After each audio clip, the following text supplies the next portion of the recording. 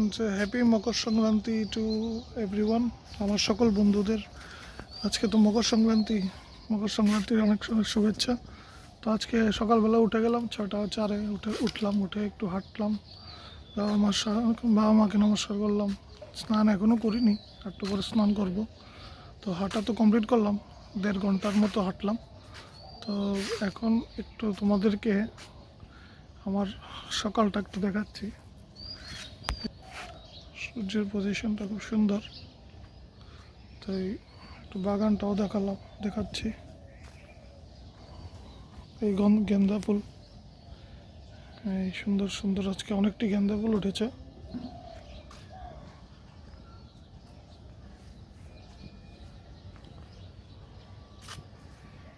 এটা হলো লেবু গাছ, এটা হলো গেন্দা ফুল।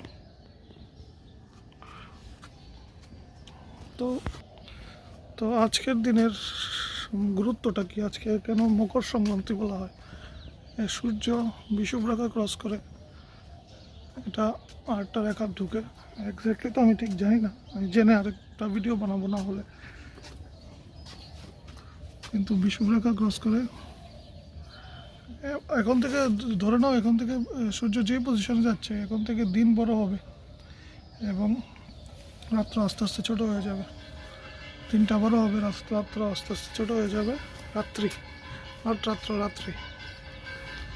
আস্তে ছোট হয়ে যাবে, মানে আস্তে আস্তে কয়েক মাস পরেই গরম পড়বে। এখন তো ঠান্ডাটা কয়েকদিন এনজয় করে নাও, কিছুদিন পরে আবার প্রচণ্ড গরম পড়বে।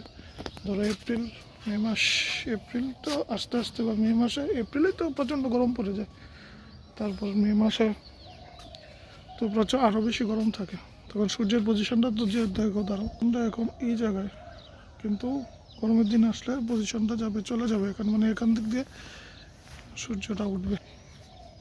তো এখন আমি যাব, স্নান টান করবো, পুজো টুজো দেবো, ঠাকুরের গান শুনবো, নিত্যদিনের যা কাজ। আজকে তো অফিস ছুটি, তো কালকে থেকে আমার ছুটি স্টার্ট হবে। আমি 8 দিনের ছুটি নিয়েছি, ভাবলাম যে একটু এনজয় করি। বাবাকে নিয়ে একটু কলকাতা যাওয়ার প্ল্যান আছে। যদি মনে হয় না, যদি যাই তাহলে ওখানকার ভিডিও দেবো, বা যদি বাবা এখনও শিওর না কলকাতা যাবো কি না, তো ছুটি নিয়েছি যেহেতু, কোনো না কোনো জায়গা তো এনজয় করবো, ঘুরবো। যেখানেই যাবো তোমাদেরকে ভিডিও দেবো, তোমরা দেখবে এবং আমার চ্যানেলটাকে সাবস্ক্রাইব করো প্লিজ। আরও ভালো ভালো কন্টেন্ট নিয়ে আসবো, আমি তো মাত্র শিখছি। তো থ্যাংক ইউ এবং হ্যাপি মকর সংক্রান্তি সবাইকে। সবাই পিঠে টিঠে খাও ভালো করে, দই পিঠে, পায়েস, পায়েস খাও, আমিও খাবো। ঠিক আছে, পরে একটা ভিডিও বানিয়ে নাহলে বলে দেবো। ঠিক আছে, চলো, হ্যাভ এ গুড ডে।